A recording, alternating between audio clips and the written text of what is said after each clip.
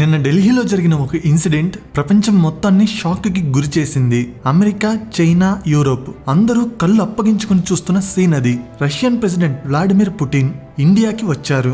ఇది జస్ట్ ఒక routine visit కాదు, ఇది ఒక స్టేట్మెంట్. ఒకవైపు రష్యా యుక్రెయిన్ తో భయంకరమైన యుద్ధం చేస్తుంది.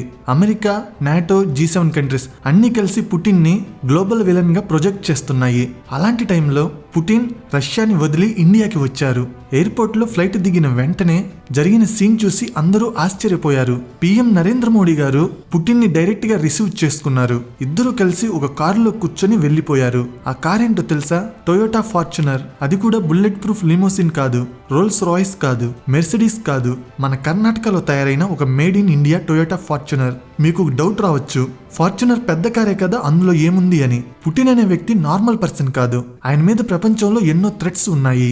యుక్రెయిన్ డ్రోన్స్ ఆయన కోసం వెతుకుతున్నాయి. అలాంటి war time leader security protocols అన్ని పక్కన పెట్టి ఒక సాధారణ SUVలో మోడీ గారితో కలిసి ప్రయాణిస్తున్నారు అంటే ఇండియా సెక్యూరిటీ మీద ఆయనకి ఎంత నమ్మకం ఉందో అర్థం చేసుకోండి. ఆ కార్ నెంబర్ ప్లేట్ DL అని కాకుండా MH అని ఎందుకు ఉంది? కారు లోపల మోడీ గారు, పుటిన్ గారు 45 మినిట్స్ ఏం మాట్లాడుకున్నారు? వాళ్ళ కారు చుట్టూ ఉన్న సెక్యూరిటీని చూసి డబుల్ హ్యూమన్ బ్యారియర్ అని ఎందుకు అంటున్నారు అనే విషయాల గురించి ఈ వీడియోలో చెప్తాను. పుటిన్ ఫ్లైట్ ల్యాండ్ అవ్వగానే ఫ్లైట్ రాడార్ 24లో అదే మోస్ట్ ట్రాక్డ్ ఫ్లైట్ గా రికార్డ్ క్రియేట్ చేసింది. 20,000 మంది పుటిన్ ప్రయాణిస్తున్న ఫ్లైట్ ని లైవ్ గా ట్రాక్ చేశారు. పుటిన్ రష్యా నుంచి తన పర్సనల్ కార్ అయిన RS సెనత్ ని తెచ్చుకున్నారు. RS సెనత్ అంటే రష్యా తయారు చేసిన ultra luxury bunker on wheels. ఇది 4.4 లీటర్ V8 ఇంజన్ తో నడుస్తుంది. దీని బాడీ ఎంత స్ట్రాంగ్ అంటే రాకెట్ లాంచర్ తో కొట్టిన లోపల ఏమీ కాదు. టైర్స్ పంచర్ అయిన 100 కిలోమీటర్ స్పీడ్ తో వెళ్ళగలదు. అమెరికా ప్రెసిడెంట్ కి ద బీస్ట్ కార్ ఎలానో పుటిన్ కి RS అలా. పుటిన్ తన పర్సనల్ కార్ అయిన RS సెనత్ లిమోజిన్ లో వెళ్ళలేదు. ఎయిర్పోర్ట్ లో పుటిన్ దాన్ని వదిలేసి మోడీ గారితో పాటు టొయోటా ఫార్చునర్ ఎక్కారు. ఇందులో 3 పెద్ద మెసేజెస్ ఉన్నాయి. నెంబర్ 1, ట్రస్ట్, నమ్మకం. పుటిన్ లాంటి లీడర్ యుద్ధం టైంలో వేరే దేశం లీడర్ తో కలిసి బుల్లెట్ ప్రూఫ్ కానీ సాధారణ వాహనంలో ప్రయాణిస్తున్నారు అంటే ఇండియా సెక్యూరిటీ మీద ఆయనకి ఎంత నమ్మకం ఉందో అర్థం చేసుకోవచ్చు. Number 2, make in India. ఆ ఫార్చునర్ మన ఇండియాలో మ్యానుఫ్యాక్చర్ అయ్యింది. పుటిన్ దాన్ని వాడటం వల్ల గ్లోబల్ గా ఇండియన్ మ్యానుఫ్యాక్చరింగ్ కి ప్రమోషన్ దొరికింది. Number 3, no western cars. German cars అయిన మెర్సిడీస్, ఆడి, BMW కార్స్ ని వాడలేదు.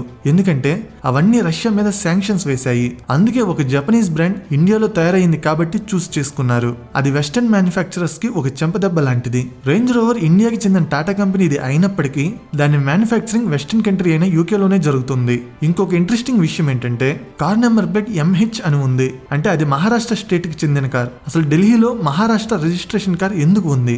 సెక్యూరిటీ ఎక్స్పర్ట్స్ ప్రకారం ఇది ఒక డిసెప్షన్ టాక్టిక్, అంటే శత్రువుల్ని కన్ఫ్యూజ్ చేసే టెక్నిక్. PM మోడీ రెగ్యులర్ గా వాడే రేంజ్ రోవర్ సెంటినల్ కార్ ని శత్రువులు ఈజీగా గుర్తుపడతారు. టార్గెట్ చేయడం ఈజీ.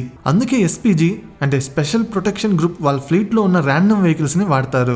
ఈ రోజు MH ప్లేట్ ఉంటే రేపు ఢిల్లీ ప్లేట్ ఉంటుంది, ఎల్లుండి కర్ణాటక ప్లేట్ ఉంటుంది.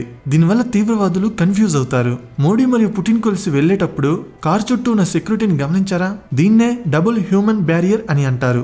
కార్లో మోడీ గారు ఉన్న వైపు ఇండియన్ స్పెషల్ ఫోర్సెస్ అయిన SPG అండ్ NSG ఆఫీసర్స్ ఉన్నారు. కార్లో పుటిన్ ఉన్న వైపు రష్యన్ ప్రెసిడెన్షియల్ సెక్యూరిటీ సర్వీస్ ఉన్నారు.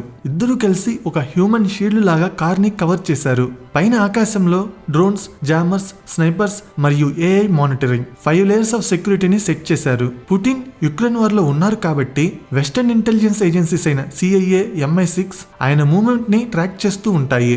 కానీ ఇండియాలో ఆయన సేఫ్ గా ఫీల్ అయ్యారు. అసలు పుటిన్ ఇండియాకి రావడం రొటీన్ డిప్లొమసీ కాదు. యుద్ధం జరిగే టైంలో ఒక లీడర్ తన కంట్రీని దాటి వస్తున్నారు అంటే అది ఖచ్చితంగా గేమ్ చేంజింగ్ డీల్ కోసమే అయి ఉంటుంది. ఆ డీల్ ఏంటో ఇప్పుడు చూద్దాం. రీలోస్ అంటే reciprocal exchange of logistics agreement. Simple గా చెప్పాలంటే లాజిస్టిక్స్ షేరింగ్ లాంటిది.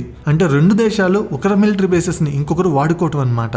లాజిస్టిక్స్ అంటే ఏంటి? ఇమాజిన్ చేయండి, మీ దగ్గర ఒక ఫెరారీ కార్ ఉంది, కానీ మీ దగ్గర పెట్రోల్ లేదు. మీ కార్ వేస్టే కదా. నేవీ షిప్స్ సిచ్యువేషన్ కూడా అంతే.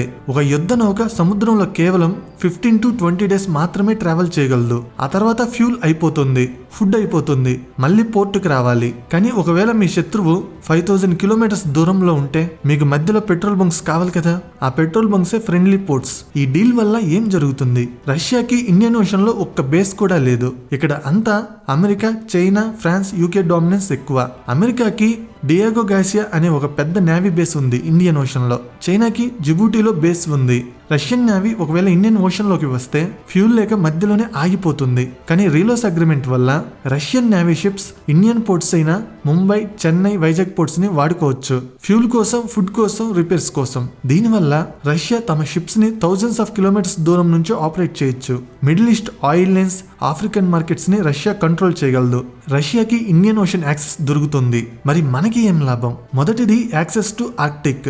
రష్యాలోని ఆర్క్టిక్ పోర్ట్స్ అయిన ముర్మాన్స్క్, వ్లాడివోస్టోక్ ని ఇండియన్ షిప్స్ వాడుకోవచ్చు. ఇండియన్ ఓషన్ లోకి రష్యా వెళ్తుంది, కానీ స్ట్రిక్ట్లీ త్రూ ఇండియాస్ గేట్. అంటే ఇండియా పర్మిషన్ లేకుండా రష్యా ఏమీ చేయలేదు. దీనివల్ల ఇండియన్ ఓషన్ లో అమెరికా మరియు చైనా ఇద్దరికి చెక్ పెట్టొచ్చు. నాకు రష్యా సపోర్ట్ ఉంది అని అమెరికాకి సిగ్నల్ ఇస్తుంది ఇండియా. నాకు రష్యా ఫ్రెండ్ అని చైనాకి సిగ్నల్ ఇస్తుంది. So India becomes the boss of Indian ocean. No single power can dominate us. ఈ అగ్రిమెంట్ లో 5 వార్షిప్స్, 10 ఎయిర్ క్రాఫ్ట్స్, 3000 సోల్జర్స్ ని ఒకరి దేశంలో ఇంకొకరు స్టేషన్ చేసుకోవచ్చు. ఇది ఒక 5 years అగ్రిమెంట్. మళ్ళీ ఎక్స్టెండ్ చేసుకోవచ్చు. ఇప్పుడు అసలు టాపిక్ కి వద్దాం.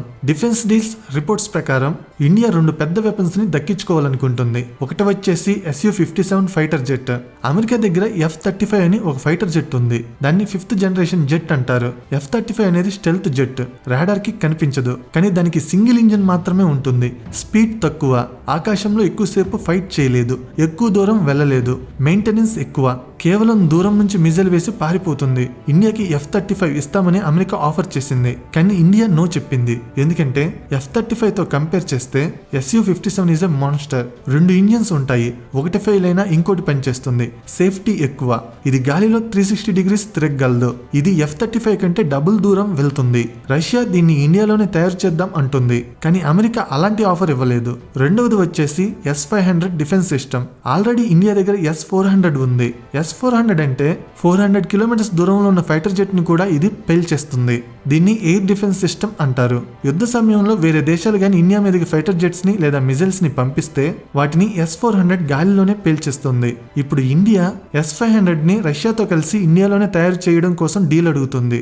S-500 ఎంత పవర్ఫుల్ అంటే ఇది స్పేస్ లో ఉన్న శాటిలైట్స్ ని కూడా పేల్చగలదు. ప్రపంచంలో ఉన్న ఏ మిజైల్ అయినా సరే సౌండ్ కంటే 10 times స్పీడ్ తో వచ్చిన S-500 దాన్ని ఆపగలదు. ఇది ఇండియాకి గాని వస్తే బోర్డర్ లో ఇండియాని ఎవరు టచ్ చేయలేరు. అమెరికాకి హార్ట్ అటాక్ రావడానికి మెయిన్ రీజన్ ఇదే. S-500 గాని వస్తే అమెరికన్ మిజైల్స్ ఇండియా మీద పని చేయవు. అసలు పుటిన్ కి మోడీకి మధ్య ఈ బాండింగ్ ఈ రోజు స్టార్ట్ అయింది కాదు. నవంబర్ 2001 లో నరేంద్ర మోడీ గారు గుజరాత్ చీఫ్ మినిస్టర్. ఆయన అటల్ బిహారీ వాజ్పేయి గారితో కలిసి ఒకసారి రష్యా వెళ్లారు. అప్పుడే మొదటిసారి మోడీ గారు వ్లాడిమిర్ పుటిన్ ని కలిశారు. అప్పుడు పుటిన్ కూడా కొత్త ప్రెసిడెంట్. ఆ మీటింగ్ లోనే ఇద్దరికి క్లిక్ అయింది. దేశభక్తి, స్ట్రాంగ్ లీడర్షిప్, ఈ విషయాల్లో ఇద్దరి థాట్స్ కలిశాయి. ఆ 24 years ఫ్రెండ్షిప్ ఈ రోజు special and privileged strategic partnership గా మారింది. మోడీ గారు పుటిన్ ని మై డియరెస్ట్ ఫ్రెండ్ అంటారు. బేర్ హగ్ ఇస్తారు. మోడీ గారి మేక్ ఇన్ ఇండియా పాలసీస్ ని పుటిన్ గారు పబ్లిక్ గా పొగుడుతారు. ఈ రోజు ప్రపంచం అంతా రష్యాని బాయ్కాట్ చేస్తున్నా కూడా ఇండియా మాత్రం ఫ్రెండ్షిప్ ని వదలలేదు. ఇక్కడ మీకు ఒక ఇంట్రెస్టింగ్ కాన్స్పిరసీ థియరీ చెప్పాలి.